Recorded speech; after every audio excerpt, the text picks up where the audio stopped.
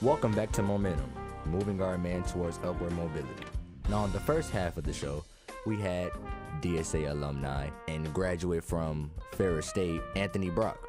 And now for the second half of the show, we have a teacher, military man, father, the one and only, Mr. McGlenn. Welcome, Mr. McGlenn, and thank you for joining us. And thank you for having me, sir. Now, being in the Army, did that experience help you grow from a boy to a man? Presently, I'm still in the Army, and the experience helped. I don't think it's helped build manhood. It helped challenge my mental capacity because for anybody who's ever been in, anybody out there who's been in the military, who's still in the military, it's a physical challenge, but it's also mostly depends on how well your mind can cope.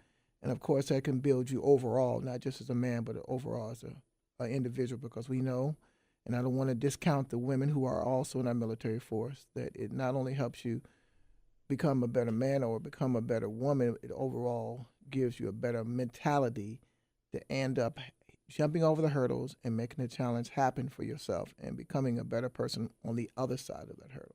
Did teaching help you grow at all? If so, how?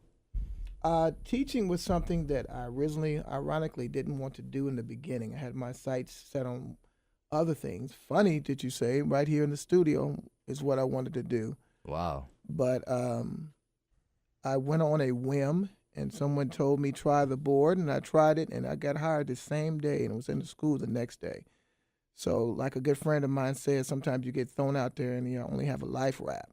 So I jumped on the life raft and began to make my life change because of teaching, and got into the industry, and later on went back to school.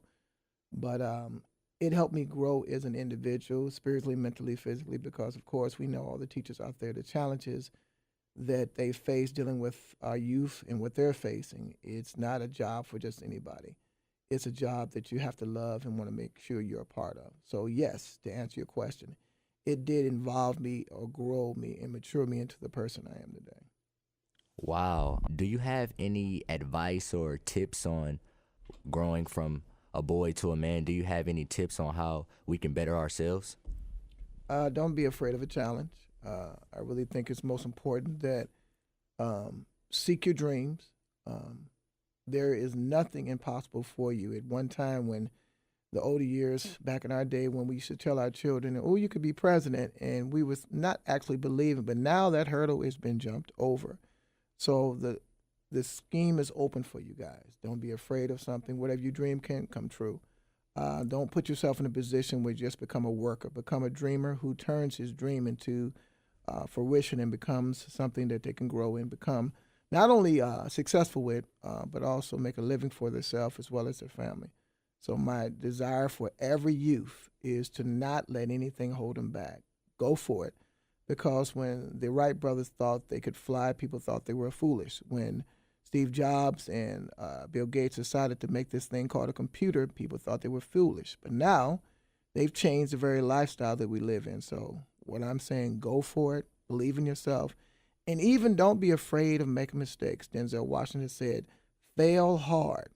And what he meant by that is simply when you fail hard, you learn from what you failed so you can get back on your feet and won't let anything else get in your way. So my desire for you and any other youth out there listening is don't let anyone else hold you back and go for what you believe in. So, Mr. McGlenn, as a man, how do you handle conflict as an adult in today's generation society?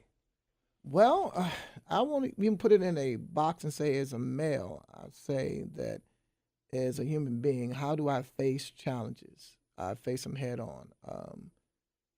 Like I just told you, I don't want to be hypocritical. I believe if a challenge is out there, I'm going to face, because what happens when we see a challenge, we get afraid of who we are and can we face it. But the only way to discover our greatness is to face that challenge, is to conquer it, because we don't know how great we are until we face a challenge. A great biblical person named Samson did not become great until he fought the lion. Before he fought the lion, he was just another man in the neighborhood who took care of his lifestyle there. So sometimes you have to face the lions in your life to realize how amazing you are. So as a man, as an individual, I believe in facing it on, because on the other side of it, not trying to get religious on you, God may have something for you, but he wants you to cross the threshold of as we used to say in fraternities, the burning sand, so you can figure out who you are.